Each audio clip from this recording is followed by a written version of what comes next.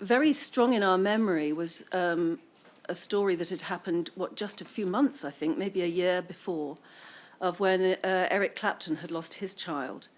And I remember that child's funeral becoming a press circus, to the extent that we'd been told that photographers were sort of leaping over gravestones and trampling other flowers in the cemetery in order to try and get as close as they possibly could to photograph Eric Clapton's child's funeral. And we so desperately didn't want that to happen to us that we thought, right, we'll sit down and we will write personally to every editor of every national newspaper, begging them to stay away from our child's funeral.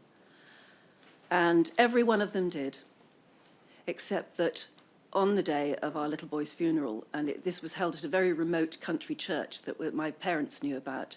It was my parents' sort of family church, but it was well away from London, and nobody really should have known about it at all. We hadn't told anyone. Just a very few closest friends and family came to what was a little boy's funeral. Nobody had even known him except us. There was a photographer on the public highway. He was standing on the road. It was interesting, I think, that he probably made a great point of standing on the road, with a very, very long lens, the sort of lens they only used to use on Princess Diana at the time. We were aware that he was taking photographs. And if you see the front page that followed, again, I think in this instance, it speaks much more strongly than anything I could ever say to this inquiry, that here we were, a young couple, at our child's funeral, and they took this photograph. Several days later, you were approached by the then deputy editor of The Sun, who wanted to meet with you to discuss how The Sun could help you to raise more funds into cot death research. Could you tell us a little bit about the gist of the conversation you had? He rang to say that they had had an incredible reaction from that front page.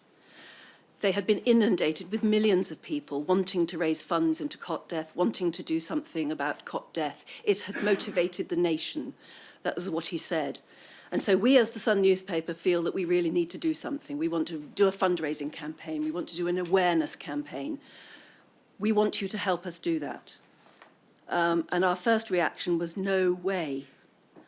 And then he said, well, we're going to do it anyway, whether or not you join with us in doing it. And frankly, it'll look very bad for you if you don't, because we are going to do something about cot death, and it will look as though you are not wanting to do anything. And how did that make you feel?